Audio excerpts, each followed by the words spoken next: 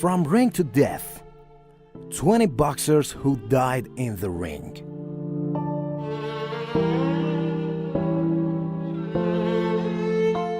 Every round is a war. Every punch can be fatal.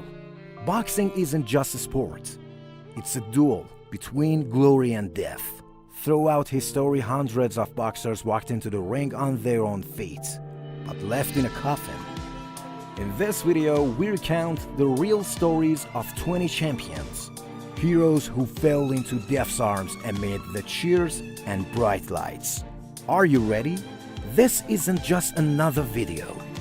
This is a warning about the price some pay for greatness.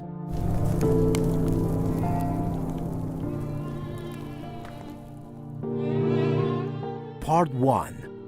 The Tragedy of Duk-koo Kim. November 1982. Caesar's Palace, Las Vegas. Duk-koo Kim, a young Korean boxer, stood ready to face Ray Mancini, the undefeated American champion.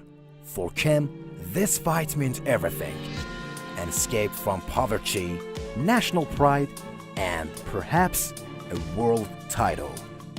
The bell rang. 13 full rounds passed. Each punch could have ended it, but they kept going. In the 14th round, Mancini landed the final blow. Kim hit the canvas and never got back up. He fell into a coma and died 4 days later. Kim's death wasn't just a personal tragedy. It became a turning point in boxing history. Rules changed. More doctors were placed ringside. But for Kim's mother, no rule could bring her son back. Part 2. The Deadly List. Kim wasn't alone. Let's look at some of the fighters who paid the ultimate price for this sport. Johnny Owen, 1980.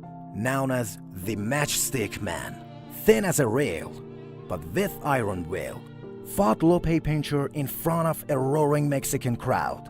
He was knocked out in the 12th round and never woke up. Benny Parrott, 1962. Beaten mercilessly by Emil Griffith on live TV, collapsed and died 11 days later. Russell Moras, 1995, only 21 years old, suffered a brain hemorrhage during a light sparring session and passed away. Raymond Nelson, Clay Maxwell, Earl Hines, their names may be forgotten, but each had a life, a family, a dream. The painful truth is, many of these deaths could have been prevented. Repeated head trauma, brief knockouts, ignored warning signs. Part 3. The Families Left Behind. Have you ever thought about that moment? When a boxer's mother or wife sits in the crowd and suddenly see their loved one collapse, never to rise again? Patrick Day, just 27. In October 2019, during a routine match, he took a devastating blow to the head. Carried out on a stretcher. 4 days later, gone. His mother watched the whole thing. Maxim Dadashev, beloved and promising Russian fighter. In 2019, after a brutal match, he collapsed on his way back to the locker room. Doctors tried to save him through brain surgery, but it was too late.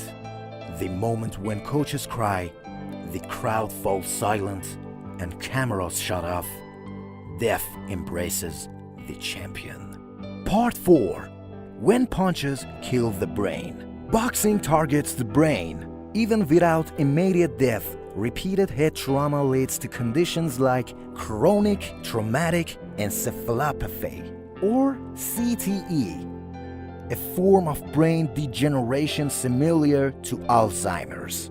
Muhammad Ali, the legend who made boxing global, suffered severe Parkinson's late in life, a condition many believe stemmed from his years in the ring. When every fight shuts down part of the brain, you have to ask, is glory worth losing yourself? Part 5. States and red flags. According to official data, over 1,600 boxers have died in or shortly after a match. But that's just the surface. Hundreds more survive, only to live with broken bodies, fading memories, or crippling depression. Recent medical advances have pushed for safer practices in the sport, but it's still, the ring remains a gamble. And for some, it costs everything. Conclusion. This is about life itself. We, the audience, might enjoy the spectacle of the punch, but for some, that punch is the last image they'll ever see. What do you think? Should boxing evolve? Or is the danger part of what makes it beautiful? Let us know in the comments. Don't forget to like and subscribe, because here we don't just talk excitement, we tell the truth. Until next time, remember, life is just one more round.